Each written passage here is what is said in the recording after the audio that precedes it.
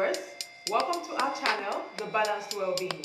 I'm your host, M. Benimore, simply the best in the universe. For us at The Balanced Wellbeing, well-being simply means judging life positively and feeling good all around. If today is your first time on our channel, we say a warm welcome to you. Welcome to the family. Don't forget to subscribe, like, and share our videos. In today's episode, we'll be discussing a very exciting and controversial topic that deals with how we think as individuals and as a people. So yesterday, I looked outside my window from the first floor and I saw two young men. One was carrying a plastic bag with a lunch pack in it, and while he walked, he was holding his phone, concentrating with head bowed. The other was a private security guard in his official attire, but he was in a pensive mood, thinking deeply about what I do not know. The extent of his thinking was really worrisome because he was really lost in thought. And I began to wonder, what is he thinking? What's bothering this young man? As they both crossed the road, I wanted to stop them, just, out of curiosity to find out what the problem could be, to speak to them. But I held myself back. And suddenly, my mind flashed to the many faces of disillusioned, dispirited, discouraged, and depressed young men, women, boys and girls, youths that I have come across or have seen on my way to work, while taking a walk down the road, or while driving. And it really left a lot to worry about. I began to wonder, some of them are sitting down lost in thoughts, thinking time away. Some of them are, hawking goods, and some of them are just there begging for alms.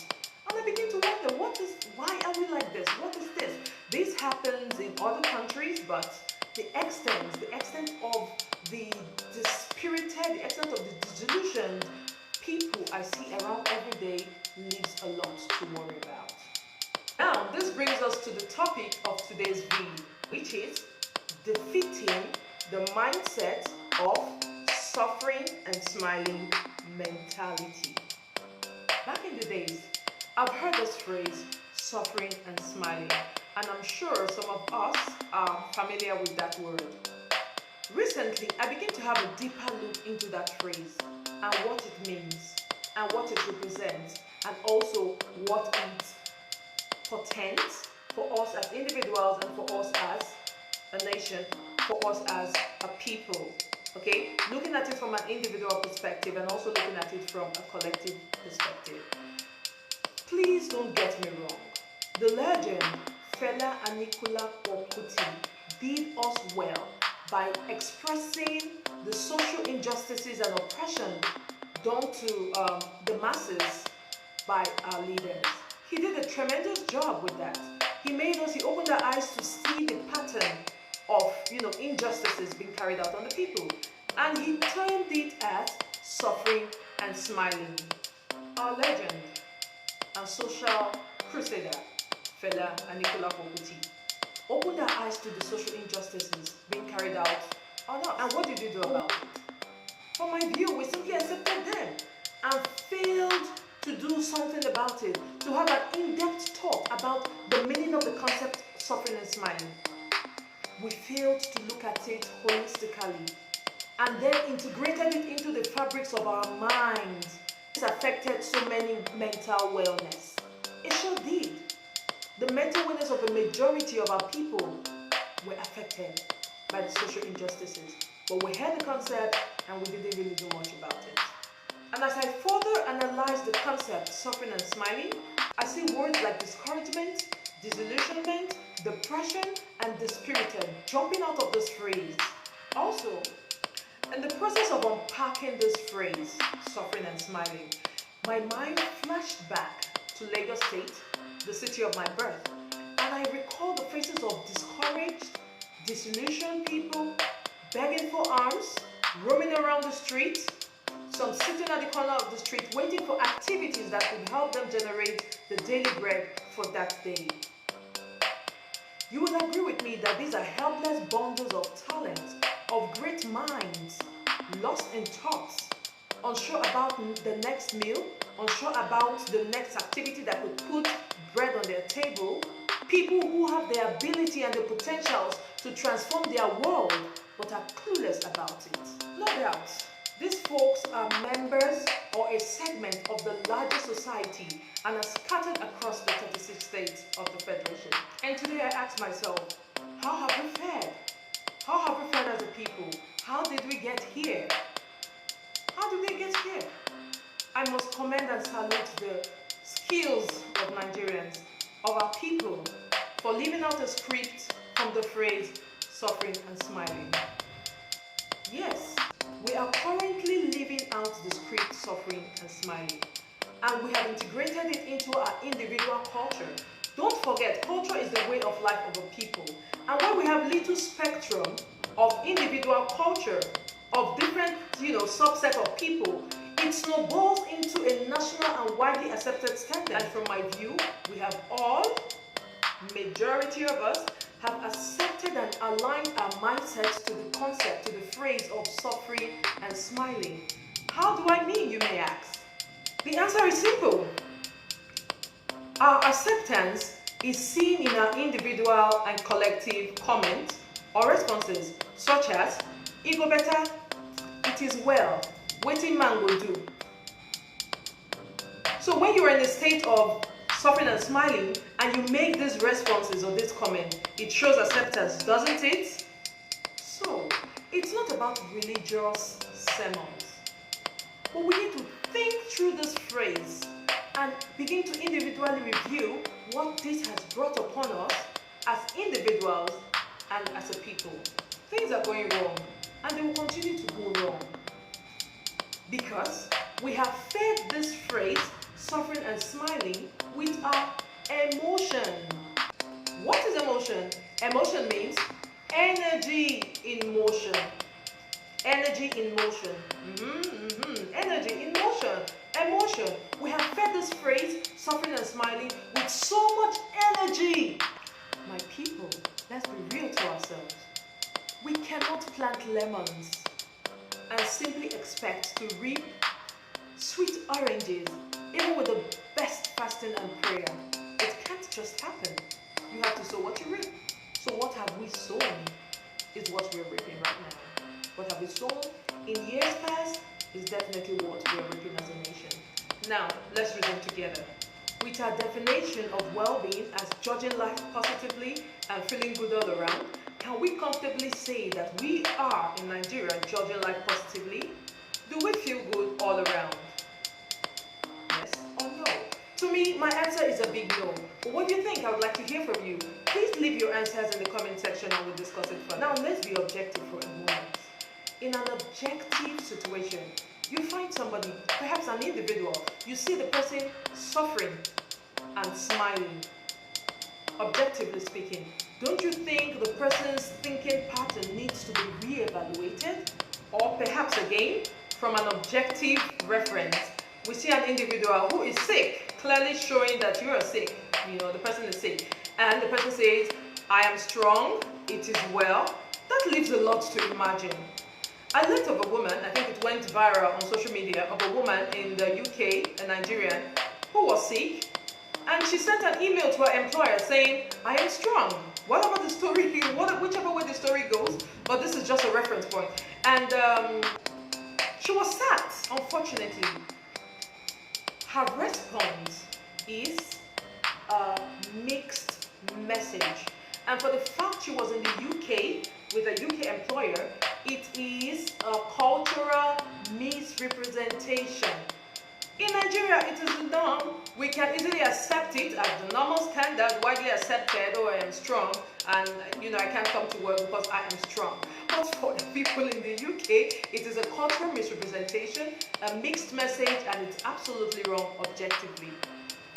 I want us also to note that if we're not clear about our words, spoken words, it becomes a misrepresentation, and we get the opposite of what we actually desire. Remember, words are spiritual. Words are seeds that are sown into a situation.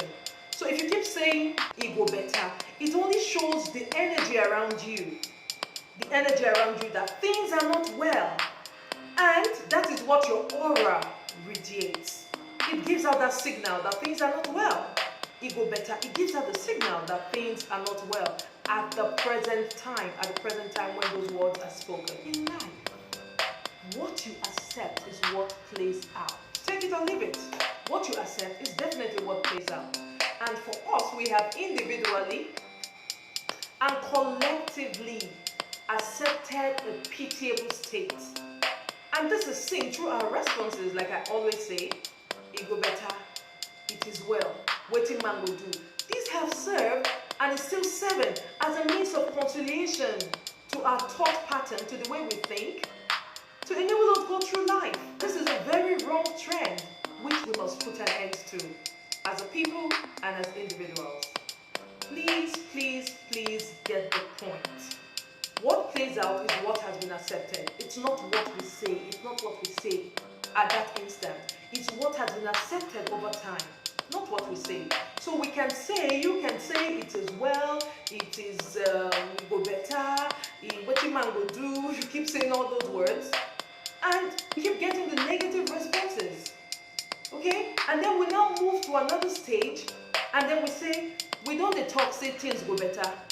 But things no dey better. Okay, when things won't come better now, sorry to disappoint you, it no go better. Things will not get better. Okay? And with this continuous practice with our mindset of accepting the pitiable state, the vicious circle of discouragement, discontentment, disillusionment, depression, being dispirited, becomes a norm. It's what we begin to see every day, and it becomes a continuum. We're simply manifesting what we've accepted and believed. And unfortunately, this manifestation is collective, not individual. And once this manifestation is continual, then we can clearly say the mindset or the well-being of the nation is negatively impacted. So simply agree with me that the evidence of negative trend is widespread across the nation. Certainly, this has grossly impacted our well-being as a people. So now, instead of being disillusioned, depressed, dispirited, discouraged about a situation, we simply need to find a better approach. Instead of being in such a state, we just have to find a better approach. You notice that before one gets to the extreme stage of depression, of being disillusioned, dispirited, or discouraged, there is always a trigger. And once these triggers are not addressed, it magnifies and becomes glorified. We simply did not take heed of what Fela was saying when he sang the song, Suffering and Smiling. Instead, what we did as a country was to dance to it, smile about it, make jokes of it, and finally accepted it as a national anthem. Because in our different insinuation, we hear the word, now kuku suffering and smiling in Nigeria and be now. And this was very, very well displayed in our action, our words, and our deeds. And this has placed us in a low state as a people and have attracted negative happenings across the country. And if we continue like this, we can never judge life positively and we can never feel good all around. Instead, our minds will be locked up in that pitiable state, and that is what will be manifested. So instead of judging life negatively, we need to change our approaches by taking some simple, practical steps. We need a change of mind that can cause transformation in our lives as individuals and as a people. Individual and collective action that can shift the paradigm of our old self and belief system. We need to have a rethink and unlearn these negative words, comments, and responses. Because the more we keep saying them, the more it keeps integrating in our mindset and the more our aura keeps radiating them. Change the language, change the responses, change the comments that are perceived as negative. Stop saying these words to yourself. Stop saying them to other people. It go better, it is well, what a man will do. We need to stop these words. We need to begin to think about more creative and positive words to address some of these challenges. Don't stop at it is well. Don't stop at ego better. Don't stop at suffering and smiling. We need to challenge the situation that causes suffering and smiling, that causes us to say or utter, it is well or ego better. We cannot be complacent anymore, accepting and acting like anything goes. That is why we are where we are today. And our leaders are so happy and comfortable leaving us in such a position, because it's to their own advantage that we stay where we are. No more complacency. We say no to being complacent as a people or as individuals. We need to change the frequency. We need to change the frequency to enable us receive the required inspiration to max up our humanity as a people and as different individuals. Mind you, this discussion is not tailored towards us alone as a people. You can use some of these explanations, some of these discussion points to help yourself as an individual, because this deals on mindset. Back in those days, I know I always tell myself, it go better, it is well, what a man will do. And I saw it took me nowhere, and I decided to have a paradigm shift. And that is why you see me here today. So I would like to appeal to you to use this concept, because if we do not change ourselves as individuals, we cannot change collectively. So sustainable change starts with you and me, and it transcends and snowballs into collective changes. So don't forget about willpower. Action is required, and in doing this action, the first step is for you to yearn for sustainable change. Pardon me, I'm not an apostle of the word change. I am more tailored towards discussing about sustainable changes that could impact our lives and also the lives of the future generation. So yearn for sustainable changes in your life, because it will definitely impact your own family. And you know the society is made up of units of families. So first of all, we need to look at ourselves and look at our families before we go to the wider society. So yearn for sustainable changes, number one. Number two, set a goal for yourself to take you out of that pitiable situation. Okay, if you see anything in your life that looks like suffering and smiling, don't accept it anymore. Set a goal for yourself to take you out of that. Anything that makes you say in a pitiable way, it is well, say no to it. Set a goal to take you out of that pitiable state. Anything that makes you say, what a man will do, it go better, it is not going to be better, I bet you, if you do not take the necessary change required to make it better for you, and then it goes beyond you to the family and to the society. And for number three, you need to leave your comfort zone. So if you continue remaining in your comfort zone, then you're not going to change your mindset. You need to leave your comfort zone. Number four, take a little step at a time.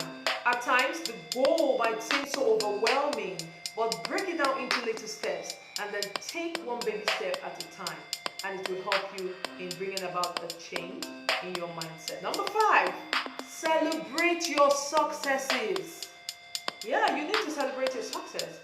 If you take a step and you see it as taking you a level above where you had been, celebrate it. You don't need to come out and throw a party, no. You don't need to do that. Celebrate it and then get more inspiration to go up and up and up the ladder. It has worked for me and it is working for me, and I would like you to keep trying the same. Celebrate your successes. Take a step at a time. Set a goal and yearn for sustainable changes. And this way, bet me, we're going to have a nation, we're going to have a people who are always forward-looking, and a people who are positively minded or oriented in every situation. And this is a step-by-step process. Don't give up. Believe you can do it. Believe we can change the mindset of the people and our country. And when we start doing these, definitely in few years to come, we'll see more positive changes in the national ideology and in the mindset of the people. Thank you very much. For more exciting videos on the balanced well-being, please hit the notification button so that you are informed of new videos when uploaded. If you're still watching this video, don't forget to subscribe, like, and share our videos. Bye from me until I come your way again. One love.